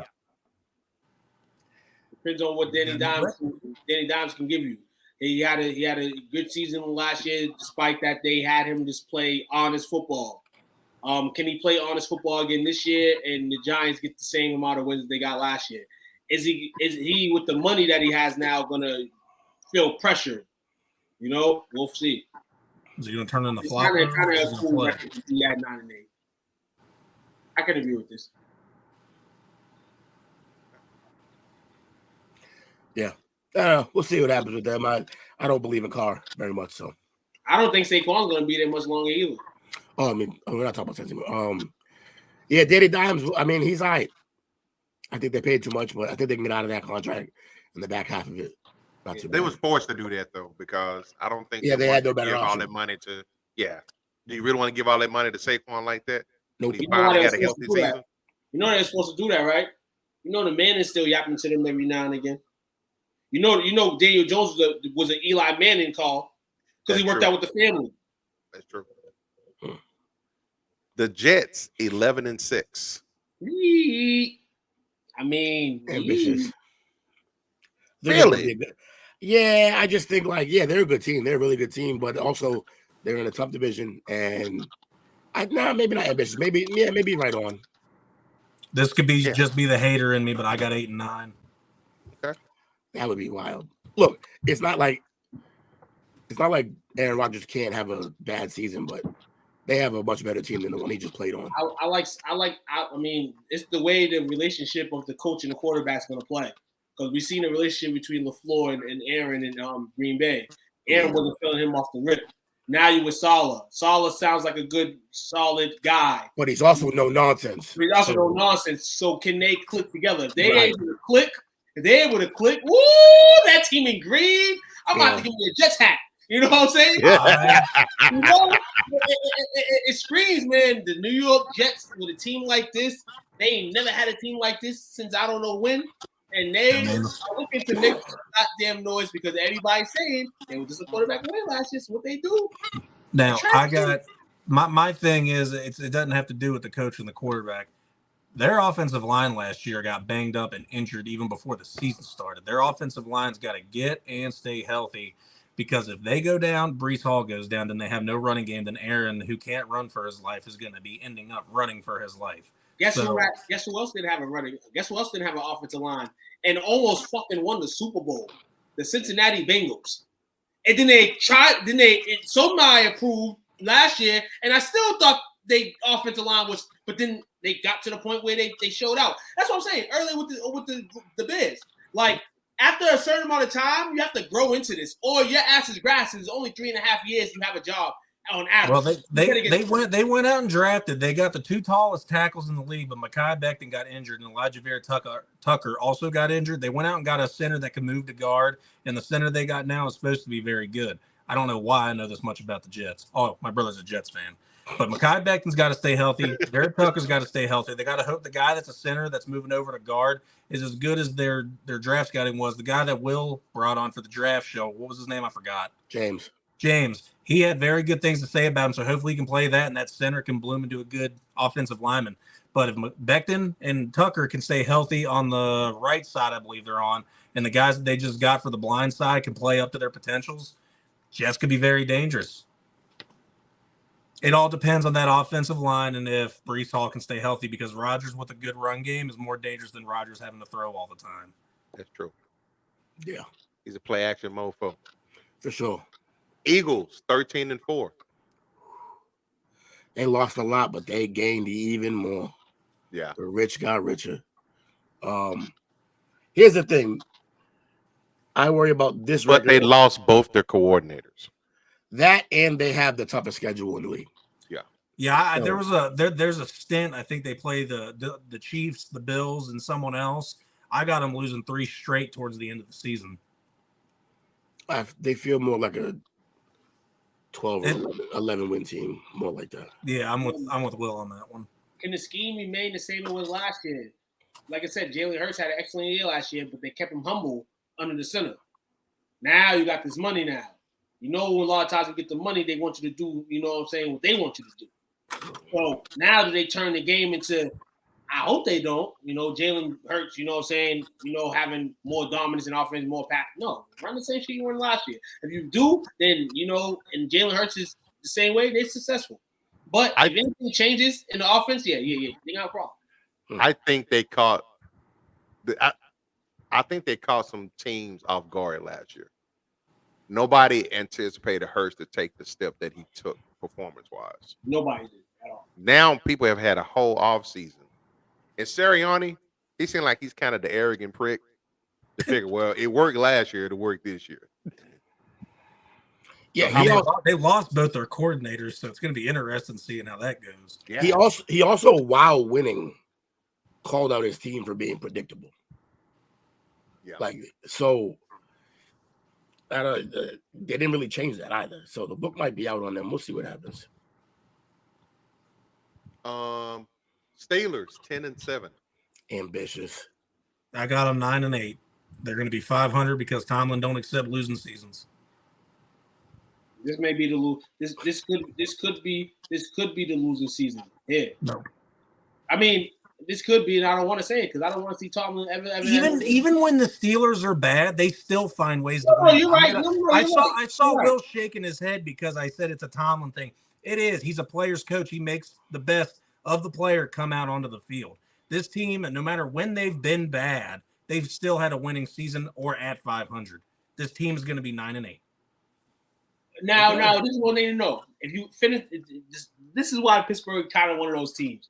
Because you end the season decent, you know, you get that, you know, you get back to 500, and you're like, Tomlin's still that guy. But then it's like, you see all these other teams getting good. This North is not going to be no cakewalk. But there has to be somebody that's bad in this division. And Pittsburgh could be that team that's the worst in the division. But we don't want them. They're going to go out there and compete. So even if they're not winning record-wise, a good team, you know, they're still going to compete. But this year can be the year that they have a losing season. How would they react off it? I don't know. But Tomlin's been kind of trending down. His teams have been trending down for a while now. They're not getting better. I could see 9 wins, but I could also see 8 or 7 wins too. You got to remember too, to Will's point, he's trending down. There was whispers coming out that he could get replaced last year. Yeah. San Francisco, this is very optimistic.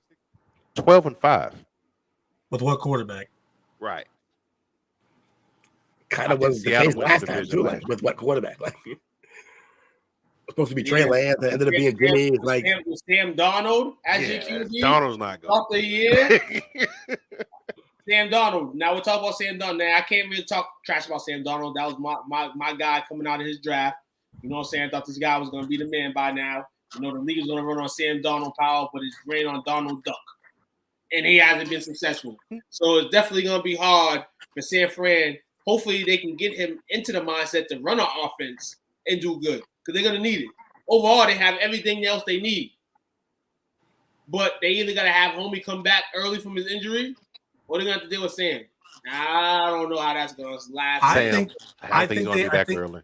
I think they deal with Sam because I don't think that they're going to push Purdy to come back early. They think that they don't know what they got. They're whatever with Lance, but they know what they got with Purdy, and they think that he's got the fans behind him. He showed the talent on the field. He's got a team around him, though, so we really know what his talent is on the field, but they like him. That's the thing. They're not going to get rid of him, and they're waiting for him. So I think playing Darnold until you know he's fully healed and ready to play is going to be the move. I think they're just going to ask Darnold not to fuck it up, and I think he can do that. Hold on. I'm sorry. Aaron, no. Hold on. Trey Lance is going to be good this season, right? He's healthy. Not yet. Going to camp? He's not healthy? No. He's not healthy? He's coming off a knee injury, too. I thought it was a foot. I need to learn him because I feel like if he's ankle. Okay. If he's in camp, if he's in camp, if he's ready to like work out and all that when camp starts, I feel like he'll be the star. Sam Darnold. I'm the opposite. I think Sam Darnold, with the playbook that they got rolling and the limited things that he'll have to do, he could win that starting job because he won't fuck it up. Unlike West Lance Coast offense. showed that he was. You can't unless he's really, really hurt like that. You can't do Homie like that. You can't do Trey Lance. I mean, Purdy, you can do that. Purdy, you can do that.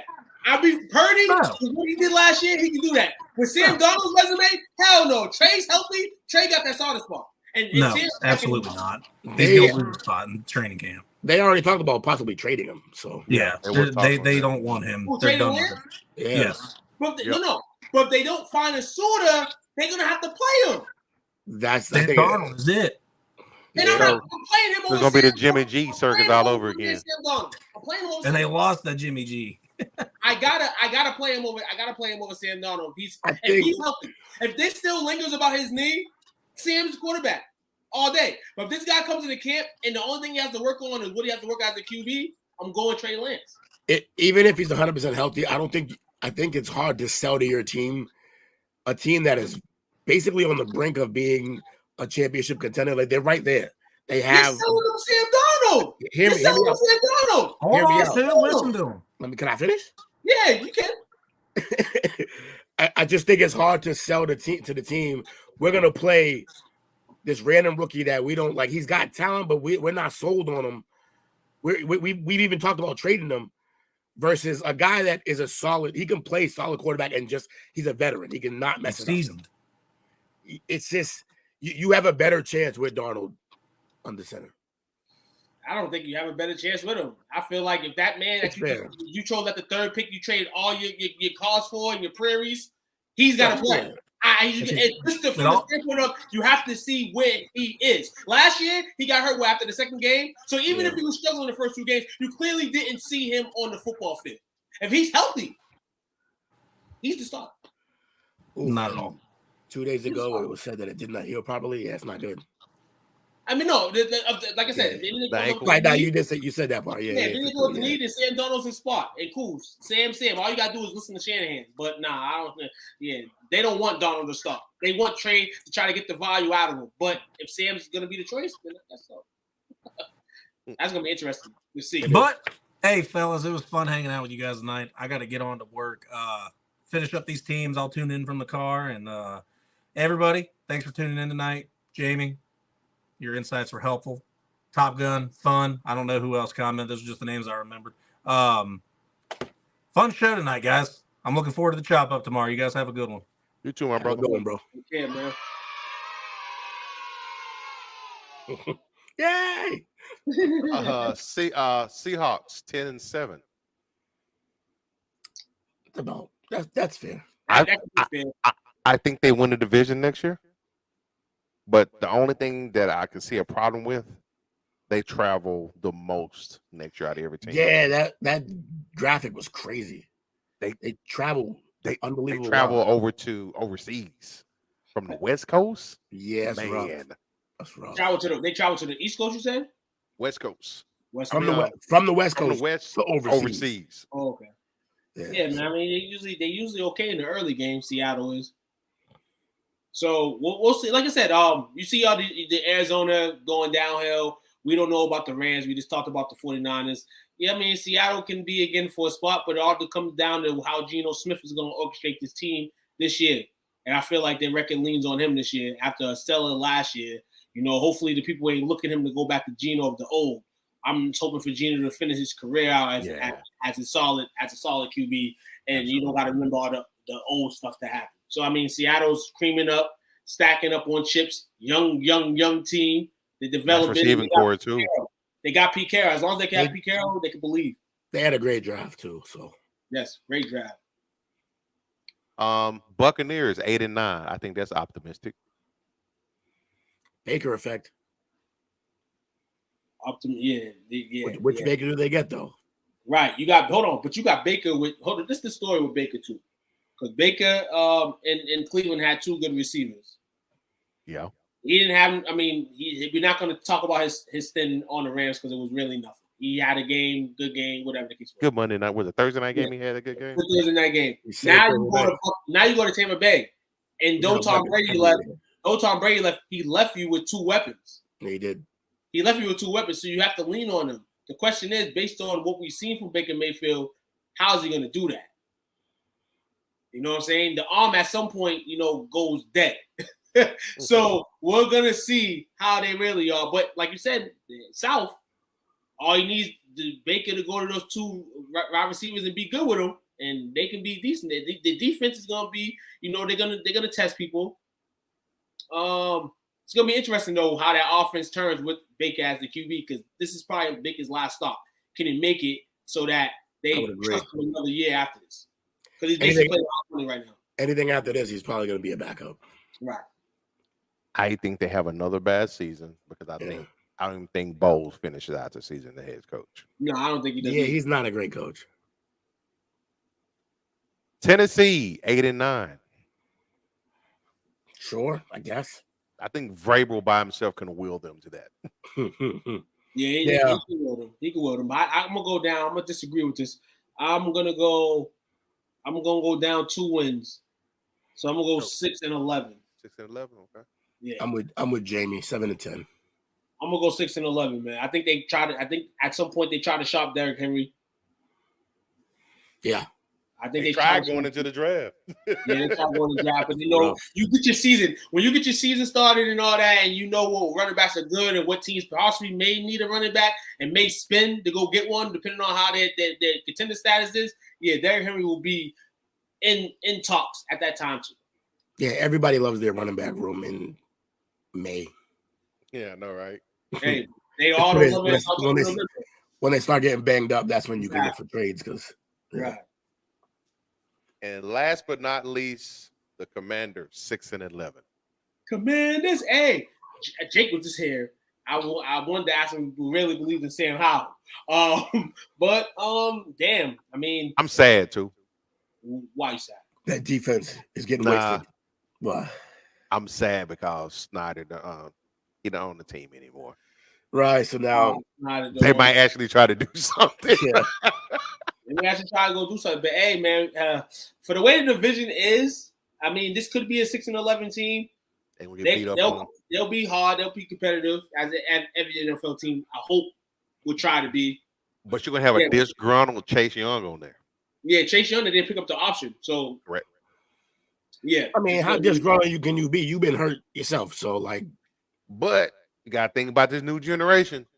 That's true. Entitled. They wasting years of my homie Terry McLaurin, man. They wasting his years. Terry's getting wasted. His prime years right now. Yeah. Though he goes on the field and produces, but yeah, man. And I thought they actually had. This is the thing about Washington too. They have some sneaky backs.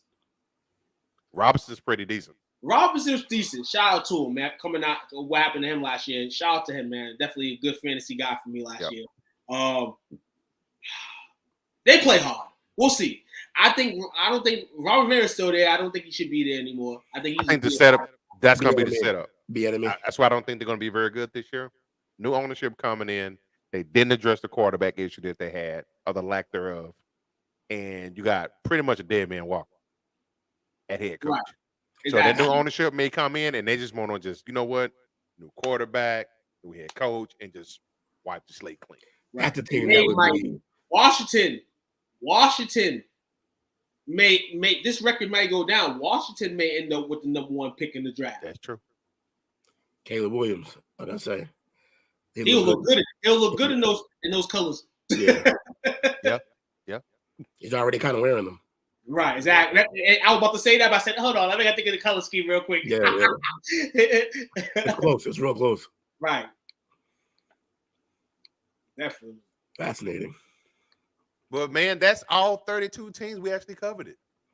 Mm-hmm. Lists. Will likes list. We gave him He likes those lists. He perks up when lists come around. Absolutely. Man, who y'all got for shout outs tonight? Man, shout out to everybody in the chat who joined. Shout out to you fellas. Shout out to the brand. Jamie takes the MVP tonight. She was in here rocking the chat. Her and Chris was going to work. But yeah, man, shout out to everybody. Shout out to you guys, man. Shout out to the brand. Shout out to everybody, man. Again, it's Monday. We got coming with the fire. So I'm hoping we gave that to you guys. Other than that, sleep tight. Have a good night. Tomorrow to chop up. Chop it up. Chop up. Fortunately, my behind has 2 more weeks in the season. I don't like the way the commissioner assigned these games. My first half of the season was on Fridays. Second half of my season is on Tuesdays. I have this game this Tuesday and then next Tuesday. And then my community duties are done for at least this session, and I'll be back on the chop up. But I'm gonna let y'all know I might pop up on the chop up tomorrow. Depending on. You may hear some crazy sounds. I may be outside, but I have to pop in at some point. Surprise pop up on the chop up? Yes. Woo, say that fast 3 times. I will not. Surprise pop up on the chop up. Surprise pop up on the chop up. Surprise pop up on the Man, shout out to you fellas, man. It's always fun. We went through the NFL schedules and ratings and made it an interesting show. Yeah. That shows the growth of our team, man. So Absolutely. shout out to you guys, man. Shout out to Godfrey was in there at the beginning. Bobby, Jesse, Patrick, Chris, Zachary, Jamie, and Vanell. Appreciate y'all hanging out with us. Trouble. And man, I'm up here dancing and smiling and grinning because we got 25 seconds left and my Stars are up 2-0 in the third. Boy. Let's go get it, baby. Hold on, is it game 7? This is Game 7. Right? Yes, sir. Shout out to the Stars, man, because they about to get chopped up by the the Knights. Not good. But man, appreciate you fellas as always, man. Everybody that hung out with us tonight, thank y'all very much. Make sure y'all come and holler at your boys tomorrow, 7:30 for the chickadee chop up. Talk about food, whatever the case may be. But other than that, man, much love to everybody. Appreciate the continued and unwavering support. With that being said, your boys out. Peace. Peace.